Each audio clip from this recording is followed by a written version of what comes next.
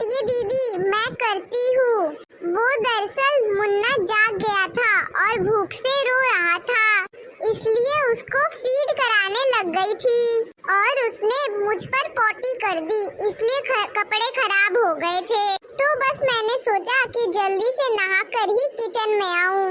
काजल, तुम ये साफ साफ क्यों नहीं कहती कि तुम्हें कोई ना कोई बहाना चाहिए काम ना करने का? नहीं दीदी, ऐसी बात नहीं है, आज मैं ही सबके लिए खाना बना देती हूँ। वैसे एक बात तो है, तुम तो मुझसे भी ज्यादा होशियार निकली। देखो तो सबको तुम्हारे हाथों का ही खाना पीना अच्छा लगता है। दीदी, आप ऐसा क्यों कह रही हैं? सही तो कह रही हूँ।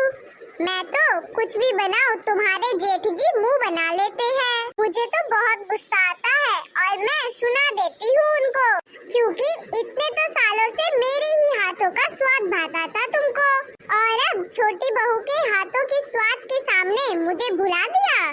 पर सच ही तो कहते हैं वो।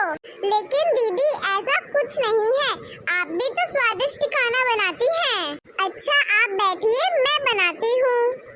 अच्छा ठीक है, मैं सब समझती हूँ दीदी, आप दिखावे में तो कह देती हो कि अरे काजल क्यों परेशान होती हो, मैं हूँ ना। तुम काम छोड़ो और जाओ, मुन्ने को देखो।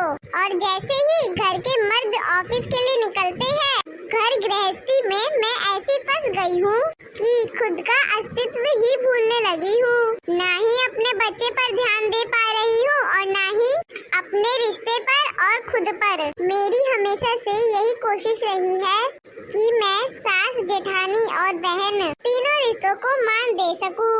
आपकी चिकनी चुपड़ी और मीठी बातों और दुबरे व्यक्तित्व के चाल में इस तरह घर गृहस्थी में फंस गई हूँ कि खुद की अस्तित्व को ही भूल गई हूँ।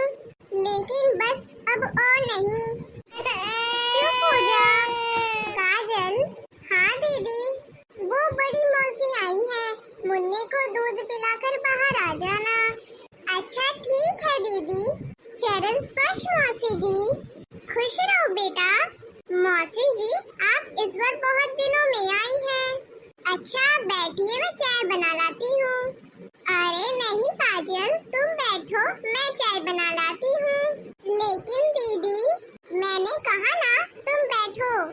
ठीक है। छोटी बहू, ये क्या हाल बना रखा है तुमने अपना? मैं सब समझती हूँ क्या चल रहा है इस घर में, अनुभव है मुझे। बड़ी बहू जैसी औरतों की मानसिकता जैसी और प्रिय चरित्र का पढ़ी लिखी समझदार हो तो फिर अपने लिए क्यों अनपढ़ बन रही हो? कहीं अपनी बुद्धि का इस्तेमाल करती हो? बेटा, मैं ये नहीं कहती कि तुम मिलजुल कर मत रहो, पर अपना इस्तेमाल भी मत होने दो। इससे पहले तुम्हारे कर्तव्य अपने बच्चे और पति के लिए है, उसके बाद में किसी और के लिए। मैं रोहित के कहने पे ही तुमसे मिलने आई हूँ। वो बेचारा आज भी तेरे फिक्र में परेशान है। बेटा, कोई भी पति हो, वो तो बस चाहता है अपनी पत्नी सुंदर सजी हो बस, ना कि तेरी तरह उजड़े चमन से पत्नी। बेटा, रोहित अभी जवान है, सुख से वो महरूर हो रहा है। कहीं ऐसा ना हो कि कहीं उसने सुख बाहर ढूंढ लिया तो तू कहीं की नहीं रहेगी। तब भी इस घर में सभी तुझे पे ही दोषारोपण करेंगे कि तूने अपने पति का ध्यान नहीं रखा। मौसी जी, ये लीजिए चाय। दीदी, चाय तो आपने बना दी है, खाने की तैयारी भी कर दीजिएगा। क्यों छोटी, तुम कहीं जा रही हो? नहीं बहू, वो कहाँ जाएगी, वो दरअसल बहुत टाइम बाद मैं आई हूँ ना, तो सोचा घर पर कहीं भजन कीर्तन करा लिया जाए, इसी बहाने मोहल्ले वालों से भी मिलना हो जाएगा। हाँ दीदी, मौसी जी चाहती है कि मैं एक नई दुल्हन की तरह सज संवर कर रहूं, तो मेकअप करने में थोड़ा समय तो लगेगा ही, इसलिए आप खाना बना लीजिए। मैं चली देखो प्यार की गली, मुझे रोके ना कोई, मैं चली।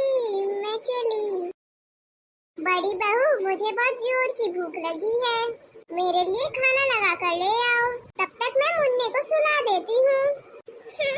अच्छा ठीक है मौसी जी। छोटी बहू, पहली बार तुम्हें शादी के बाद इतना तैयार देखा है, वरना तुम ऐसे घूमती रहती हो जैसे तुम 4 बच्चों की माँ हो। और तुम्हारी जेठानी सज संवर कर रहती है। अच्छा हुआ संतोषी जी आप आ गई। कम से कम इसी बहाने सभी से मुलाकात तो हो गई और बहू के गाने भी सुनने को मिल जाएंगे। हाँ हाँ क्यों नहीं, हमारी छोटी बहू आज सुनाएगी ना सबको बड़े मजेदार गाने। छोटी बहू कहीं सुना तो दो एक बढ़िया सा मजेदार गाना। हो मेरे पल